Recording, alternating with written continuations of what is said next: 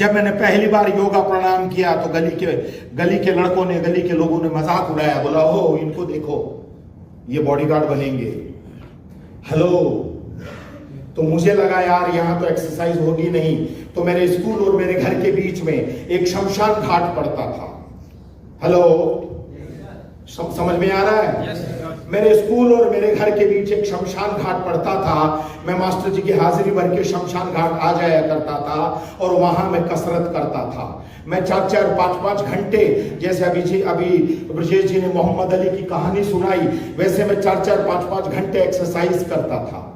इतना थक जाता था कि उठने की हिम्मत नहीं होती थी, लेकिन एक ही बात समझ में आती थी कि उठूंगा नहीं तो लोग और गिरा देंगे, उठना तो पड़ेगा। खाने को नहीं होता था, तो हिंदुओं में अपने कल्चर है कि जो छोटे बच्चे अगर मरते हैं तो उनको गाड़ के चले जाते हैं, और उनके माँ बाप, उनके रिश्ते नाते के लोग उन बच्चों को जहां गाड़ा गया है वहां पे कभी मिठाई रख देते हैं, कभी लड्डू, कभी एप्पल, कभी कुछ खाने को रख देते हैं। उनकी ये मान्यता है कि शायद भगवान इस बच्चे को ये खाने को मिले। तो मैं अकेला रहता था उस शमशान घाट में और मैं वो साफ कर देता था। राइट? तो मेरी परवरिश जो है शमशान घाट के मुर्दों ने की हुई है दोस्त। इसके लिए मैं जिंदगी में किसी चीज से नहीं घबराता, एक काम से घबराता हूं कि कोई मेरे से कोई बुरा काम न हो जाए, मेरे से कोई गलत काम न हो जाए, ईश्वर मुझसे कभी कोई गलत काम न करवाए, बस इसी से घबराता हूं और कुछ नहीं करवाता। मैंने 7000 फीट की ऊंचाई से छलांग मारी, तो जो मुझे लेके गया बोला कूद जाओगे, मैंने कहा तू बच जाएगा, मैं कूद जाऊंगा। हेलो, कितनी ऊंचाई? 7000 फीट। बस कैसी होती है, होटल के टेरेस पे जाके झांक के देख लेना, समझ में आ जाएगा 7000 कितना होता है। हेलो, 100 फीट में हार्ट अटैक आ जाएगा सर। Oh thank you. तो दोस्त फिर परेशानी थी, जैसा मणिराम जी ने कहा 8 भाई बहन थे, तो मुझे अपने माता पिता पे गर्व हुआ क्योंकि हम 9 भाई बहन थे। इनसे आगे पुराने जमाने में हस्बैंड वाइफ का टेंशन नहीं होता था, वो बोलते थे हम दो और हमारे चाहे जितने होने दो। हेलो, लेकिन आजकल कहते हैं जी बच्चे तो 2 ही अच्छे। Hello, right? यस। और अगर ऐसा ही चलता रहा तो फिर बोलेंगे बच्चा तो 1 भी बहुत है, फिर बोलेंगे अब तो ना ही हो तो अच्छा है, फिर बोलेंगे जी हो गया। हेलो, तो मैं ये बोलना चाहता हूं दोस्त, हम 9 भाई बहन थे, बहुत गरीब घर से था मैं, आज भी गरीब ही हैं। मुंबई में 2-4 लाख, 5 लाख, 10 लाख की कोई वैल्यू नहीं है दोस्त। असली पैसा किसे बोलते हैं मालूम है? देखी नई कार गया शोरूम में खरीद लाया, देखी नई ड्रेस 5 लाख का सूट पैंट है खरीद लाया, एटीएम में घुसा, गचाक से डाला, फचाक से निकाला, गचाक से डाला, फचाक से निकाला, गचाक फचाक, गचाक फचाक, ये होता है पैसा।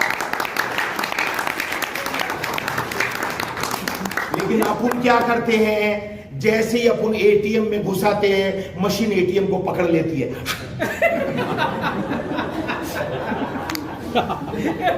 मशीन में से आवाज ये, तेरे पास 3 महीने से 2 रुपया नहीं, काहे नहीं घुसा रहे। हेलो, गर्मी में कई लोग क्या करते हैं, सोचते हैं चल यार 2 मिनट ठंडी हवा खा लें, एटीएम में घुसे तो वॉचमैन खुद से चल एसी की हवा खाने आएगा, चल बाहर। उसको पता इसके एटीएम में कुछ भी नहीं है।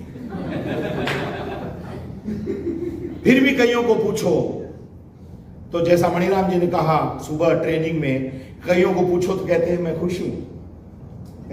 मैं बहुत खुश हूं। एक को कहा, मैंने कहा कितना इनकम है?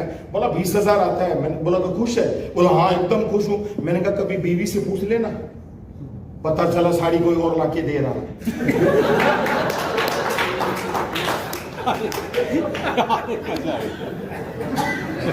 सच्ची घटना है। हेलो, हाय हाय, अभी बिस्किट खाएंगे, खूब हंसो, हंसोगे तो जमेगा तो फिर ऊपर आएगा। एक बार मैं किसी के यहाँ प्लान दिखाने गया तो बच्चे ने कहा अंकल पापा तो घर पे नहीं है। अभी आपने देखा होगा ना मेरी नजर कहां कहां है।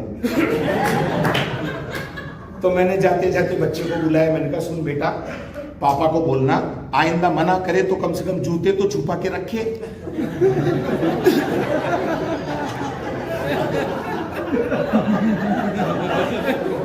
जूता पड़ा था उसका। तो बच्चा बेचारा हाँ हाँ इतने में वो खुद ही आ गया। अरे मैंने कहा मना कर देता, कौन सा गोली मार रहा था तेरे को। हेलो, एक से बढ़कर एक आइटम है। आपको बजाना आना चाहिए तब उतरेगा अंदर। इसका मतलब आपको प्लान दिखाना आना चाहिए, आपको कंपनी की जानकारी होनी चाहिए, आप में कॉन्फिडेंस होना चाहिए, और वो सब चीजें तब आएगी जब आपको जो बताया गया है उसको आप अपने अंदर लागू लेंगे।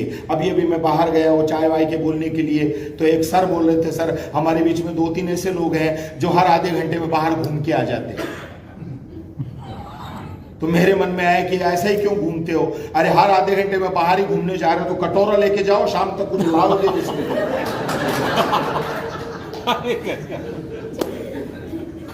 देदाता के नाम तिसको अल्लाह रखे। अरे 3,300 भर के बाहर कटोरा लेके जाने के लिए गया है क्या भाई? अरे बावले आदमी, एक 25,000 लोग हैं डॉक्टर नेचर में, ये 120 लोग अपने आप को खुश नसीब मानो कि आपको वो सुनने को मिल रहा है जिसको सीखने में लोगों को 20-20 साल लग गए। क्या बात है बताओ।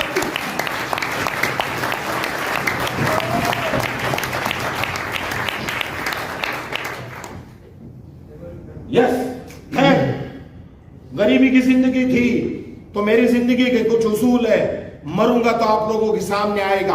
पहला उसूल था वो काम करो जो हर कोई नहीं कर सकता है, वो काम करो जो हर कोई नहीं कर सकता है। तो या तो आपको कामयाबी मिलेगी तो लोग बोलेंगे वाह, और कामयाबी नहीं मिलेगी तो सबक जरूर मिलेगा जिंदगी का जो आपको कहीं और काम आएगा। राइट? मुझे गांव के लोग बोले तू भी ऐसे ही चल सकता है, शकुनी बन सकता है। मैं आ गया मुंबई, मैं था मटके का मेंढक।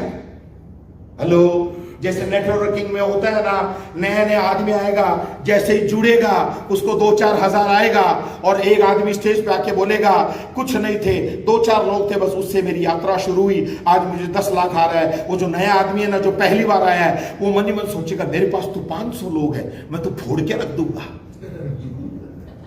लेकिन कहते हैं ना बेटा, जब समुद्र में कुएं का, तालाब का मेंढक, मटके का मेंढक जब समुद्र में जाता है तब उसको गहराई का पता चलता है। वैसे ही मैं आप लोगों से बता दूं, नेटवर्क मार्केटिंग एक समुद्र है। आप में दम होना चाहिए कि आप उस समुद्र में से कितने हीरे जवाहरात मोती पकड़ सकते हैं। तो मुझे कहा शकुनी, मैं पढ़ने में बहुत तेज था, पढ़ने में बहुत तेज था मैं। थोड़ा बोर्ड इधर लाएंगे प्लीज। वो मार्कर कहाँ गया सर? ये अच्छा ठीक है, इतना उठाओगे तो हो गया। ला बस, थैंक यू।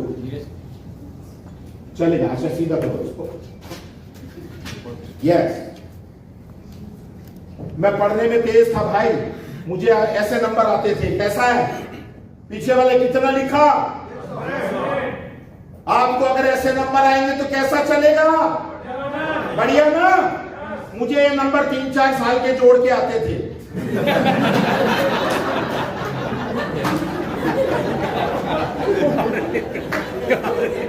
गजब। मास्टर जी लोग मुझे देखते ही कहते थे अरे तू फिर आ गया। फिर अगले साल बोलते थे कब जाएगा इधर से। ठेका लेके बैठता था कुर्सी पे 2-3 साल का। तो फाइनल ईयर में मैं हो गया फेल। तो पिताजी ने कहा अब तुझे पढ़ाऊंगा नहीं। मैंने कहा धन्यवाद। बोला धन्यवाद किस बात का? मैंने कहा देखो मुझे पता है हमारे यहाँ बकरी थी, मैंने कहा मुझे पता है माँ बकरी को जितना चारा डाल के जाती है ना उतना ही खाती है बेचारी, लेकिन मैंने जंगल में कई बकरियों को बिंदास चरते देखा है, इसके लिए अपन बिंदास घूमेगा। बोला क्या करेगा? मैंने कहा बाद में दिखाएगा। हेलो। तो मेरे पिताजी को मेरे कुछ दोस्तों ने बता दिया, हर एक दोस्त कमीना होता है। उन्होंने बता दिया ये फिल्मों में हीरो बनने जा रहा है। तो मेरे पिताजी ने टिकट बनाई, मुझे नौगांव भेज दिया। लेकिन मेरा बाप भूल गया मैं भी तो उसी का बेटा हूं। मैं बिना बोले मुंबई आ गया। तो मेरे पिताजी ने एक लव लेटर लिखा मुझे, मेरे लिए तू मर गया है।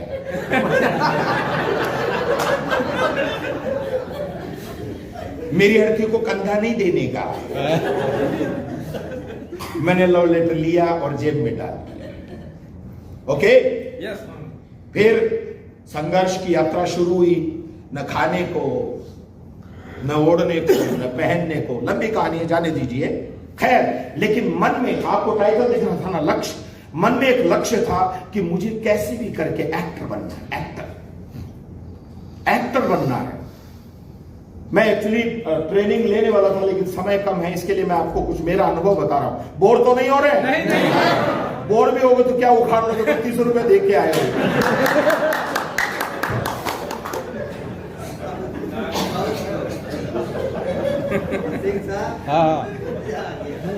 तो हुआ क्या मालूम है? अब संघर्ष शुरू। अब मैं कालबादेवी में जॉब करता था, मुझे मिलता था 520 रुपए। हेलो, कितना? 520। नंगा क्या नहाएगा, क्या निचोड़ेगा। संघर्ष था, भयंकर रहता था। मुंबई की लोकल ट्रेन देखी है सबने? कैसी होती है? बिल्कुल भीड़ नहीं होती, खाली होती है ना। हेलो, एकदम खाली। अरे बाप रे, सुबह 9 से 11 बजे तक। मैं अक्सर मुंबई वालों को बोलता हूं कि अगर किसी के घर में बुजुर्ग बीमार है और डॉक्टर बोल दे कि भैया ये कभी भी जा सकता है, कुछ मत करो, उसको 9 से 11 लोकल ट्रेन में लेके चलो, यमराज भी एंट्री नहीं लेगा। और शाम को 5 से 7 बजे तक नाना जी को लोकल ट्रेन में चलाओ, यमराज भी कंफ्यूज है किधर वो। अगर आपका हाथ इधर है और अगर मोबाइल बज रहा है तो मजाक पड़ी है, आप हाथ मोबाइल निकाल लो। हेलो हेलो, बज रहा है, खाली सुन रहा हो, ऐसे देख रहा है, लेकिन निकाल नहीं सकता क्योंकि जगह ही नहीं, हाथ को नीचे लाके जेब में डालना। एकदम खाली ट्रेन। चढ़ने वालों में इतना प्यार कि गेट इधर है ना, इधर खड़े हो जाओ। चढ़ने वालों में इतना प्यार है कि आप अकड़ के खड़े जाओ, लात मार के अंदर डाल देंगे। एंड सेम प्रोसेस रिटर्न का। उतरना है ना तो कुछ मत करो, दरवाजे से 2 फीट पीछे खड़े हो जाओ, बस। धक्का, कई लोग इतना प्यार करते कपड़े फाड़ देते हैं सर, धक्के से काम। उनको हम लोग बोलते हैं फ्री मसाज सेंटर मुंबई में। मैं संडे को एक दोस्त के यहाँ गया, तो दोस्त लेटा हुआ था, उसके दोनों बच्चे उसके ऊपर चढ़े हुए थे, ऐसे ऐसे कर रहे थे।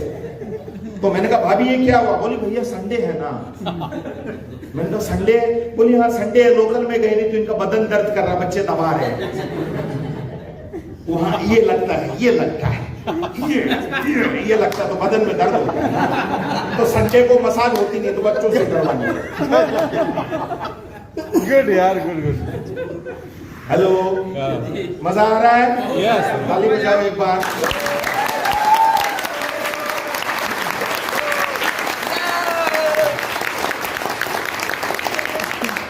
लाइट जला दो, पीपीटी नहीं दिखाएंगे, लेट हो जाएंगे, बड़ी पीपीटी है। मोदी सर लाइट जला दो प्लीज। अच्छा, कितना अच्छा लगे मैं बोलूं, नरेंद्र मोदी लाइट जलाओ।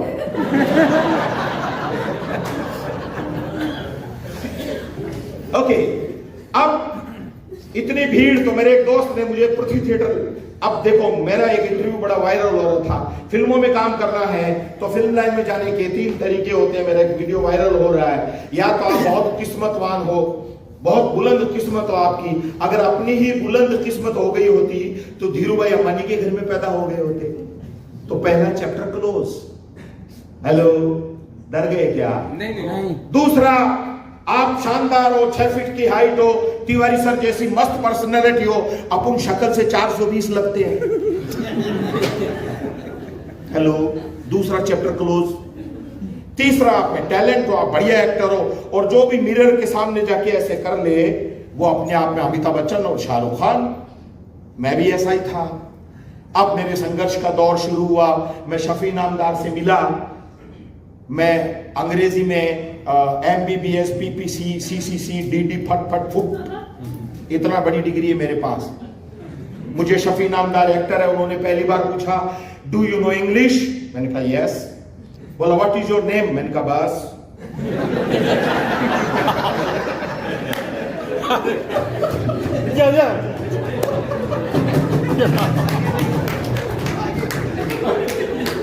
Chapter close. तो शफी जी ने कहा आपको बैक स्टेज करना पड़ेगा। तो मुझे लगा ये तो कोई एक्टिंग का ही काम है। अच्छा, मैं सारे सर्टिफिकेट लेके गया मेरे दोस्त के साथ, ऐसे सर्टिफिकेट, ये देखिए सर, ये फर्स्ट का, ये कविता पाठ, ये भाषण। मैं 6वीं क्लास से 11वीं क्लास तक मेरे स्कूल में, मेरे डिस्ट्रिक्ट में भाषण में टॉप था, कविता पाठ में टॉप रहता था।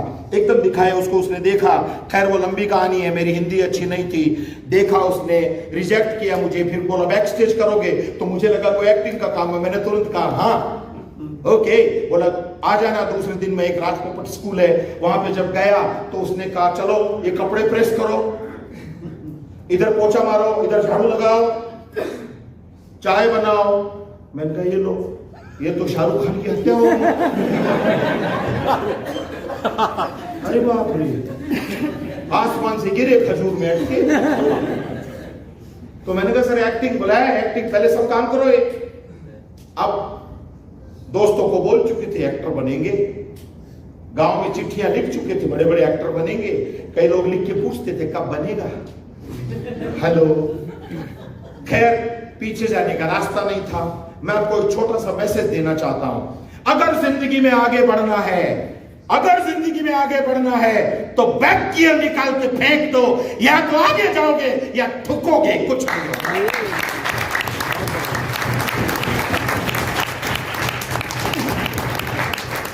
बैक गियर था, उखाड़ दिया। मैंने कहा गांव नहीं जाएंगे, अब गांव नहीं जाएंगे। खैर ओके, मोबाइल पे आवाज आ रही है, कुत्ते की तरह कान है मेरे। खैर अब बैक स्टेज किया, हिंदी पे काम करना शुरू किया। मेरी भी हिंदी खराब थी, जैसे हर एक स्टेट की होती है। जैसे सुनील जी हिंदी बोल रहे थे तो पता चल रहा था बिहार से हैं, मणिराम जी हिंदी बोल रहे थे तो पता चल रहा था बंगाल से हैं। आज मेरी मारवाड़ी हिंदी थी, हमारे यहाँ मारवाड़ी में भी करना है, जाना है जी, ये कर देंगे वो कर देंगे, यही होता है।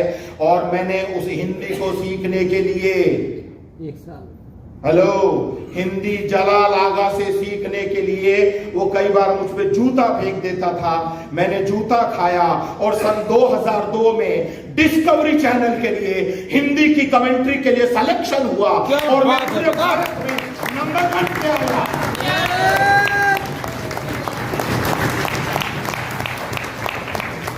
जब मेरा सिलेक्शन हुआ तो उसने कहा कहां सीखा? मैंने कहा सर 10 साल पहले जूते खाए थे, आज काम आ गए। हेलो, और आज अगर अपलाइन डाउनलाइन को बोल दे कि यार तू क्या कर रहा है यार, तुझे 6 महीना हो गया अभी, तू तेरे क्या कर रहा है, तू क्यों नहीं सुनता तू, तो वो तुरंत तिवारी जी को लेटर लिख देगा, डियर रेस्पेक्टेड सर, मुझे इस तरह का अपलाइन नहीं चाहिए, प्लीज मेरा अपलाइन बदल दो। हेलो, पत्नी को बोल दो तो सुबह पत्नी बोलेगी meet my new husband. Hello, आजकल लोग सीखना नहीं चाहते। ये जिंदगी के अनुभव है मेरे भाई, उनको सब कुछ रेडीमेड चाहिए और रेडीमेड कुछ नहीं मिलता है। रेडीमेड कुछ नहीं मिलता है, रेडीमेड मौत मिलती है जो कभी भी आके लेके जाएगी आप, और कुछ नहीं मिलता रेडीमेड, सीखना पड़ता है। खैर, तो मेरी हिंदी का सिलेक्शन हुआ, तब मुझे पता चला कि आवाज बेच के भी काम पैसा कमाया जा सकता है। डिस्कवरी चैनल, नेशनल ज्योग्राफी और एनिमल प्लैनेट्स पे मेरे कई ऐसे प्रोग्राम हैं जिनमें मेरी आवाज होती है। उसके बाद मेरा रामानंद सागर से मुलाकात हुई और मैंने रामानंद सागर साहब ने कहा कि मेरे पास हर कैरेक्टर के 3-3 4-4 एक्टर हैं। तो मैंने रामानंद सागर जी की आंखों में आंखें डाल के कहा, मैंने कहा सर कंपटीशन करा लो, शकुनी का रोल तो मैं ही करूंगा।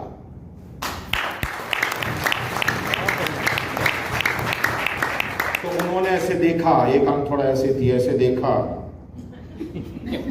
बोला तू ही करेगा।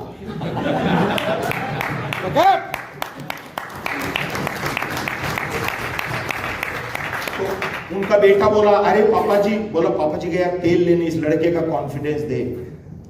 मैंने कहा यस, मैंने उस शकुनी के लिए 5 साल तक झाड़ू पोछे का काम किया। मैं अपने सड़े से 2 फोटोग्राफ लेके प्रोड्यूसर्स के यहाँ जाया करता था। 1989-90s में मैंने काम शुरू किया। सर मुझे रोल चाहिए, सर मुझे रोल दे दीजिए, सर मैं बेस्ट एक्टर हूं, सर मैंने ये किया है, सर मैंने ये किया है। और मेरे बगल में पैसे वालों के बच्चे मर्सिडीज में आते थे। उस जमाने में 20-20 हजार का एल्बम लेके ये फोटो, वो फोटो, ये वो, आए हाय सब धरे रह गए। साला जेपी शर्मा निकल गया।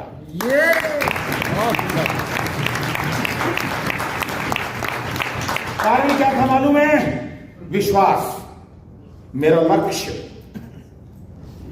लक्ष्य दोस्त, तू जमी पैदा कर, तू आसमां पैदा कर, तू जमी पैदा कर, तू आसमां पैदा कर, तू कर सकता है सब कुछ, बस मन में विश्वास पैदा कर।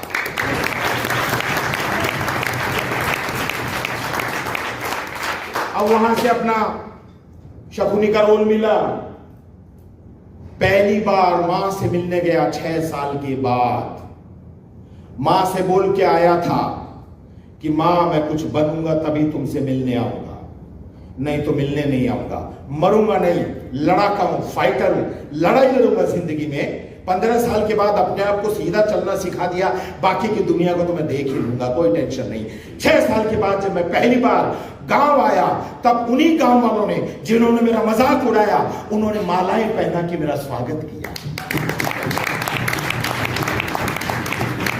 जो गांव के लोग बोलते थे कि ये कुछ नहीं कर सकता, 1 नंबर का हरामी है, वही लोग बोले हमको पता था तू बहुत कुछ करेगा, तू बहुत हरामी है। सब कुछ बदल गया।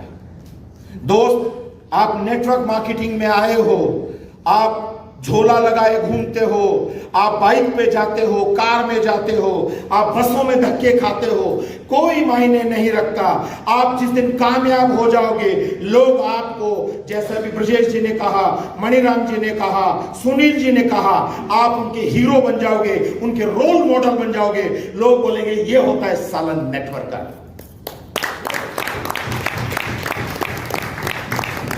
मालूम है आपको मैं फिल्म लाइन में क्यों आया? मेरी वाइफ पूछती है कि तुम्हारा ड्रीम क्या है? मैंने कहा मेरा एक ही ड्रीम है कि मेरा बेटा बड़ा होने के बाद उसको कोई पूछे कि तुम्हारा हीरो कौन है, तो वो ये न बोले कि मेरा हीरो शाहरुख खान, मेरा हीरो ऋतिक रोशन। मेरा बेटा बड़ा होके ये बोले कि मेरा हीरो मेरा बाप।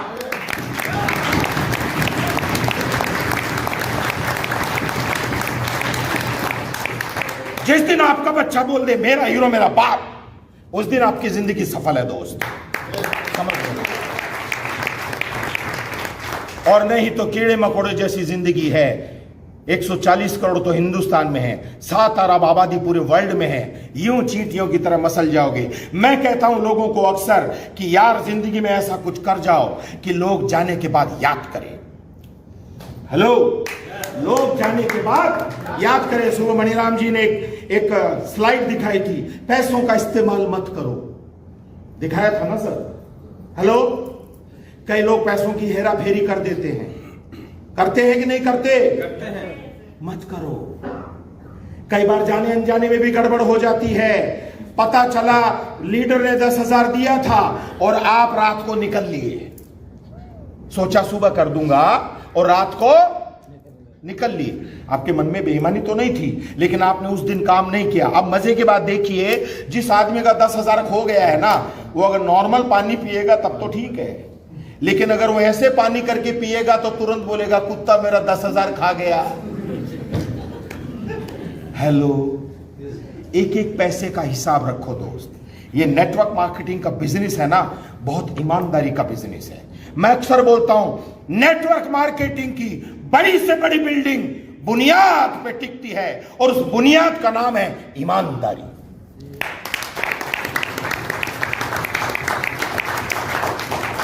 पहला स्टेप ईमानदारी है। अगर आप में ईमानदारी नहीं है ना, तो पहला कदम भी बेकार है आपका, उस कदम की कोई वैल्यू नहीं। दूसरा स्टेप हार्डवर्क। तीसरा स्टेप कंपनी के प्रति वफादारी, अपनी टीम के प्रति वफादारी।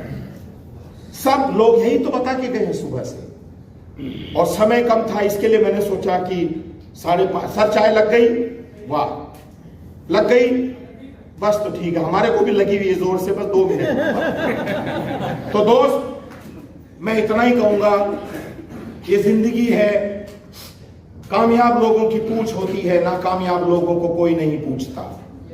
मानते हैं? Yes, आप नेटवर्क मार्केटिंग में भी आए हो ना, मैंने कल भी बोला था कि इस 120 लोगों में से एक बंदा भी अगर भारत का सबसे बड़ा नेटवर्कर बन गया तो हम समझेंगे हमारा मीटिंग सक्सेसफुल।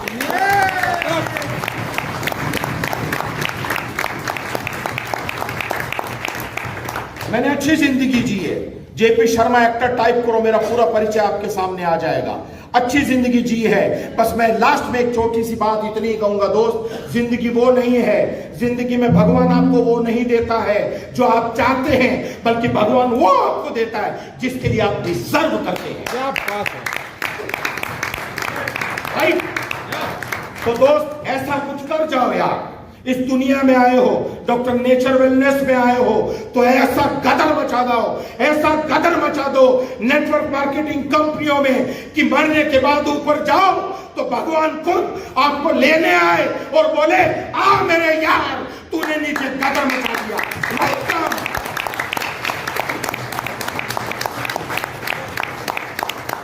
भगवान बोले, यार तेरा स्वागत है, तुझे मैं खुद लेने आया हूं। तब तो आएगा जीने का मजा, और नहीं तो जैसे ही ऊपर मर के जाओगे ना, भगवान बोलेगा 3 पिछवाड़े लात मार के वापस भेज।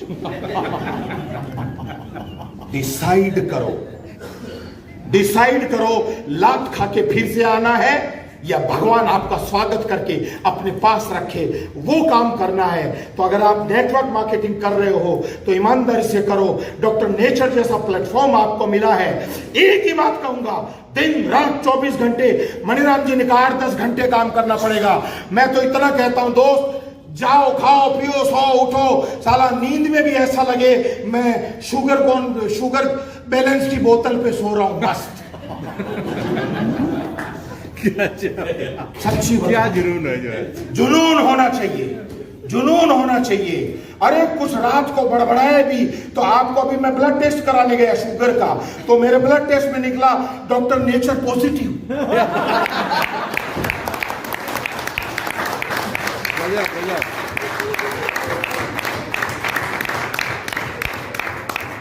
डॉक्टर बोली ये क्या, कौन सा नया ब्लड है? मैंने कहा 2 प्रोडक्ट तू भी ले ले, तेरा भी यही ब्लड होगा।